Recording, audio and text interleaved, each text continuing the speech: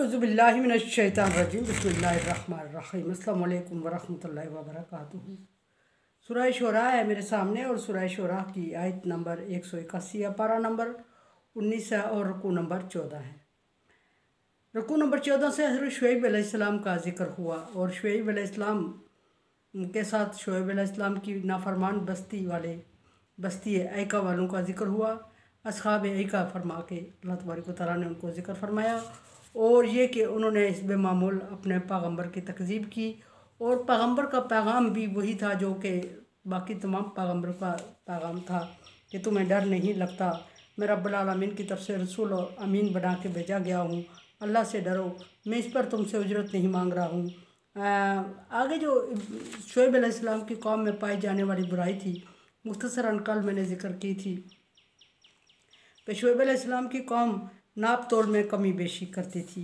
ये एक ऐसी चीज़ जो हमारी माशरती बुराई है, आज भी ऐसा पाया जा रहा है दुनिया में। हम उम्मत मोहम्मदिया में भी ऐसे लोग पाए जा रहे हैं जो इस काम में, इस फेल में मुलव्वस हैं और सारे ही फेल जो पीछे गुजरे हैं सारे में ही बदकिस्मती से हम मुलव्वस हो चुके हैं, लेकिन खुसूसन इसमें सरेआम मुलव्वस दिखाई दे रहे हैं लोग और इस तरह के नाप तोल में कमी बेशी कर देते हैं और जब नाप तोल करते लेते हैं तो पूरा लेने की, ज़्यादा लेने की कोशिश कर देते हैं। यही और देने में आते हैं तो कम करते हैं। यही बुराई शुएब अलैहिस्सलाम की कौम में पाई जाती है, जिसको अल्लाह तबारक व तआला ने इन अल्फाज में जिक्र फरमाया। शुएब अलैहिस्सलाम को हुक्म और शुएब अलैहिस्सलाम ये अपनी बस्ती को हुक्म दे रहे हैं। ऑर्डर है औफुल कैल वला तकून मिनल खासिरीन, पैमाना पूरा किया करो। नाप माप दोनों अल्फाज बोले जाते हैं, पूरा दिया करो। कैल का मतलब होता है नापना किसी चीज़ में, जैसे कि हम किसी बर्तन में नाप के कोई चीज़ देते हैं किसी को, और मीज़ान का मतलब होता है तोलना। नाप में कमी बेशी किसी चीज़ से कोई चीज़ ली, जैसे चीनी, चावल, आटा, कोई भी चीज़ हमने ली, उससे एक पैमाइश पे एक बाउल लिया, एक गिलास भर के, एक कप भर के लिया और जब हमने लिया तो हमने इस तरह लिया कि जब वो लग रहा था कि वो पूरा है, गिरने लगा है, गिरता लिया है और जब हमने वापस करने लगे तो इस तरह किया कि थोड़ा गिरने से बचा हुआ था। ईमान के अगर जानबूझ के एक चीनी के दाने में भी कमी बेशी की जाए तो उसके लिए भी अल्लाह तबारक व तआला की पकड़ है, अल्लाह तबारक व तआला का हुक्म है, ऑर्डर है, अल्लाह तबारक व तआला की सरजनश है उसके लिए भी। लेकिन अगर अनजाने में किसी में थोड़ी बहुत कमी कोताही हो जाती है तो फिर भी कह देना चाहिए अगले को कि अगर कमी बेशी हुई तो माफ़ कीजिएगा, माफ़ करवा देना चाहिए। इन चीज़ों में अक्सर औकात ऐसा हो जाता है। शुएब अलैहिस्सलाम की कौम का जिक्र चल रहा है। शुएब अलैहिस्सलाम ने अपनी कौम से कहा फल कैल वला तकून मिनल खासिरीन, पैमाना पूरा भर के दिया करो, भरा करो। नाप में पूरा नाप का ख्याल रखा करो और उसमें कमी मत किया करो। और इसका मतलब है कि शुएब अलैहिस्सलाम की कौम देने में कमी कर रही थी। वज़नु बिलकिस्तासिल मुस्तकीम, और जब वज़न किया करो, तोलने का मतलब है वज़नु मीज़ान तोलने के मानी में आता है, और जब वज़न किया करो तो उसको भी पूरा वज़न किया करो। तराजू के आजकल डिजिटल तराजू आए हुए हैं, उनमें कमी बेशी तो बहुत आसानी से हो जाती है।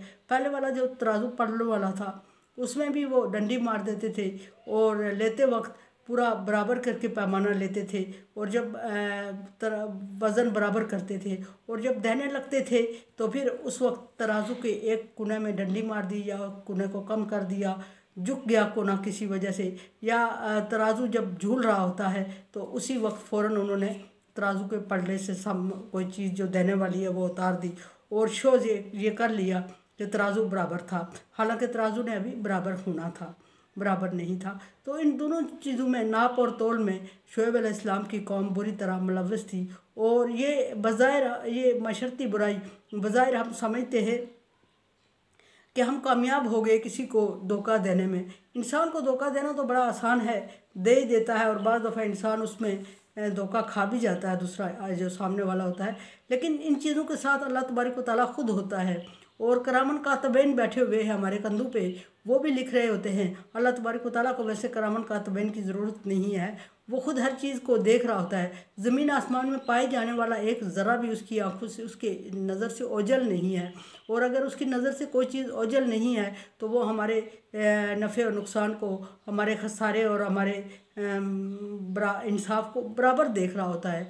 लेकिन इंसान ये समझता है कि उसने धोखा, फ़र्ज़ करें अगर किसी को धोखा देने में कामयाब हो भी जाता है तो अल्लाह तबारक व तआला का उसूल है कि जिसने किसी का धोखे से एक ज़रा माल भी लिया, क़यामत के दिन उस तरह के हज़ारों मालों का तोक उसके गले में पहना दिया जाएगा।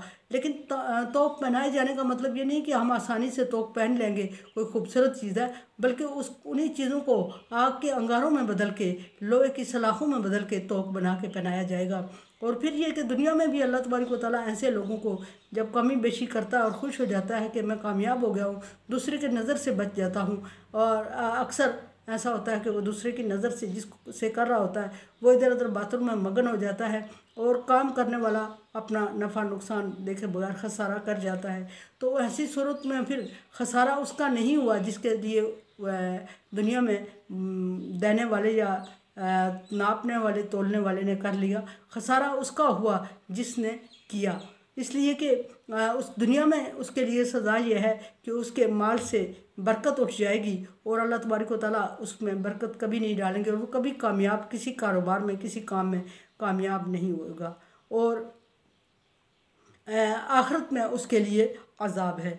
इसी तरह नाप तोल के साथ ही इसी तरह दूसरी चीज़ें भी आ रही होती हैं जो हम एक दूसरे को किसी और तरह देते हैं, जैसे फ्रूट वगैरह दे रहे होते हैं और देते वक्त हम देख बंदे को कह रहे होते हैं हम ठीक ठीक, अगला बंदा हम पे भरोसा करके कह रहा होता है कि सही सही दाना डालिएगा, वो कह रहा होता है मैं बिल्कुल ठीक डाल रहा हूँ। देखने के लिए उसने ऊपर सही सही चीज़ें रखी होती हैं और अंदर उसने नाकस फ्रूट या कोई चीज़ रखी होती है।